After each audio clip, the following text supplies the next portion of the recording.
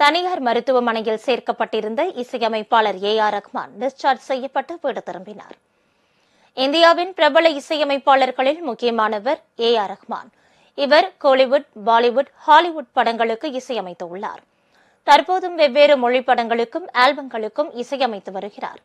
Oscar, கிராமி, golden global விருது என பல்வேறு விருதுகளுக்கு சொந்தக்காரராக விளங்குகிறார். இந்நிலையில் இன்று காலை 7 மணிக்கு சென்னை 1000 விளக்கில் உள்ள தனியார் மருத்துவமனையில் AR ரஹ்மான் சேர்க்கப்பட்டார்.